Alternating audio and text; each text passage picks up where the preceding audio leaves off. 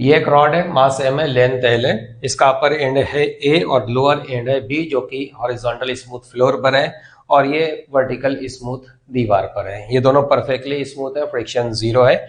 इसको हमने angle theta पर रॉड को स्टार्टिंग में रखा रेस्ट में और फिर इसको हमने रिलीज कर दिया। रिलीज करने के फौरन बाद आपको बताना है इसके सेंटर का मतलब कि मिड पॉइंट का एक्सेलरेशन कितना है, इसका एंगुलर एक्सेलरेशन कितना है, फ्लोर से जो नॉर्मल कांटेक्ट फोर्स लगेगा वो कितना है, दीवार से जो नॉर्मल कांटेक्ट फोर्स लगेगा वो कितना है, इसके एंड ए का एक्सेलरेशन कितना है, इसके एंड बी का एक्सेलरेशन कितना है, ये सब हमें फाइंड करना है। देखो फ्लोर से एक कांटेक्ट फोर्स लगेगा N1, एक दीवार से लगेगा N2, एक लगेगा इस पर mg, बाकी फ्रिक्शन कहीं से कोई भी नहीं, बस ये तीन फोर्सेस हैं। तो वर्टिकल डायरेक्शन में ये जो दो फोर्सेस हैं तो वर्टिकली डाउनवर्ड नेट फोर्स ये हो गया और ये होना चाहिए मास इनटू सेंटर ऑफ मास का एक्सेलरेशन। ठीक है।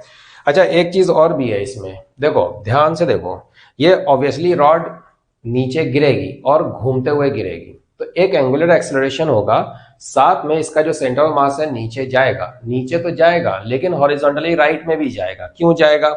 क्योंकि देखो इस रॉड पर N2 एक फोर्स लग रहा है और अकेला वो फोर्स है जो कि हॉरिजॉन्टल डायरेक्शन में लग रहा है और कोई तो है नहीं, तो इसका मतलब रॉड पर एक नेट फोर्स हॉरिजॉन्टली राइट में तो लग रहा है, तो उस फोर्स की वजह से इसके सेंटर ऑफ मास में एक एक्सेलरेशन राइट में भी होना चाहिए, यानी कि इसके सेंटर ऑफ मास में दो एक्सेलरेशन होंगे।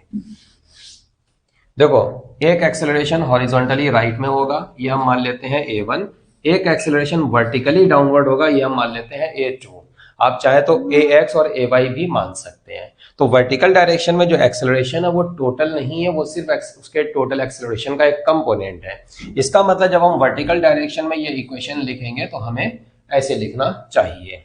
फिर देखो हॉरिजॉन्टल डायरेक्शन में इस रॉड पर एक फोर्स लग रहा है N2, तो horizontal force equal to mass into centre of mass का हॉरिजॉन्टल एक्सेलरेशन। अच्छा ये हमने इसका ट्रांसलेशन देख लिया हॉरिजॉन्टल वर्टिकल। अब जरा इसका रोटेशन देखते हैं। इसमें इस डायरेक्शन में रोटेशन होना है with some angular acceleration alpha. Centre of mass के अबाउट देखा जाए तो mg का टॉर्क 0 है, इस फोर्स का टॉर्क क्लॉकवाइज है और इस फोर्स का टॉर्क एंटी क्लॉकवाइज है। ये जो फोर्स है ये L/2 है, ये थीटा है, ये L/2 cos थीटा बनेगा और N2 का टॉर्क अपोजिट डायरेक्शन में, ये N2 जा रहा है, ये एंगल थीटा है तो ये एंगल बनेगा थीटा। अब आप देख लो ये L/2 है और ये थीटा है, तो ये डिस्टेंस हो जाएगी L/2 इंटू साइन थीटा। तो N2 का टॉर्क हो जाएगा total torque equal to I alpha. ये हो गया तीसरा इक्वेशन।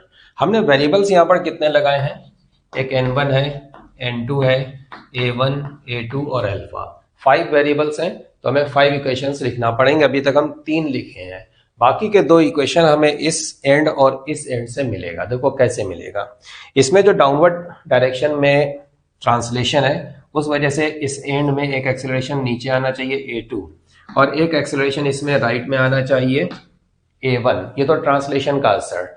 फिर जो रोटेशन है एंगुलर एक्सेलरेशन अल्फा की वजह से, उस वजह से इसमें एक्सेलरेशन रॉड के परपेंडिकुलर ये L/2 है तो ये एक्सेलरेशन बनना चाहिए L/2 इंटू अल्फा। अब देखो इन तीनों एक्सेलरेशन को अगर हम वेक्टर सम करेंगे ना तो हमें एंड बी का टोटल एक्सेलरेशन मिल जाएगा और ये तो क्लियर है कि ये एंड फ्लोर पर स्लिप करते हुए राइट में जाएगा तो फिर बीम एक्सेलरेशन केवल राइट में हो सकता है, वर्टिकल एक्सेलरेशन इसका 0 होना चाहिए और वो 0 ऐसे बनेगा कि इस एक्सेलरेशन का ऊपर एक कंपोनेंट आएगा वो इस A2 को कैंसिल करेगा और कैंसिलेशन के लिए मैग्नीट्यूड बराबर होने चाहिए, तो इसका कंपोनेंट ऊपर फाइंड कर लो, उसको A2 के बराबर कर दो।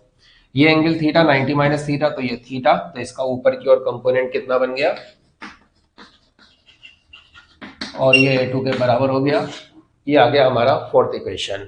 इसी तरीके से एंड ए से एक इक्वेशन और दिया आएगा। देखो ट्रांसलेशन का असर ये पड़ा A2 और ये पड़ा A1, बाकी अल्फा का असर इस डायरेक्शन में आएगा, एक ये एक्सेलरेशन।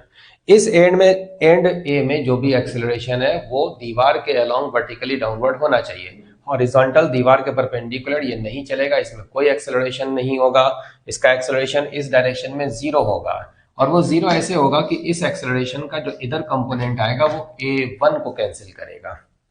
ये एंगल थीटा है, ये 90 माइनस थीटा, तो ये थीटा, तो ये 90 माइनस थीटा, तो इस एक्सेलरेशन का इधर कंपोनेंट कितना आ गया, और ये किसके बराबर हो जाएगा मैग्नीट्यूड में, a1 के बराबर। ये आ गया हमारा फिफ्थ इक्वेशन। बस ये 5 इक्वेशंस हैं, इनको सॉल्व कर लो, आपको ये 5 वेरिएबल्स मिल जाएंगे। और उनके मिल जाने के बाद देखो हमें एसीएम, अच्छा एसीएम हमें फाइंड करना है सेंटर ऑफ मास का एक्सेलरेशन। तो ये ध्यान रखना कि सेंटर ऑफ मास में एक नहीं बल्कि 2 एक्सेलरेशंस है, हॉरिजॉन्टल और वर्टिकल, दोनों को मिलाकर के ये बनेगा टोटल एक्सेलरेशन। बाकी हमें n2 मिल गया, n1 मिल गया, और हमसे पूछा गया था एंड ए का एक्सेलरेशन एन बी का। जैसे एंड बी के बारे में अभी हम बताए थे, इसका कंपोनेंट जो इधर आया उसने तो a2 को बैलेंस कर दिया, बराबर से कैंसिल कर दिया, बाकी इसका एक कंपोनेंट इधर भी आएगा, उस कंपोनेंट को फाइंड करो, a1 में ऐड कर दो, एंड बी का टोटल एक्सेलरेशन मिल जाएगा। सिमिलरली फॉर द एंड ए, इसका जो कंपोनेंट इधर आया उसने a1 को कैंसिल कर दिया, बचा हुआ एक कंपोनेंट इधर भी आएगा, उस कंपोनेंट को फाइंड करो और उसको a2 में ऐड कर दो डायरेक्ट, तब तुम्हें मिल जाएगा एंड ए का एक्सेलरेशन।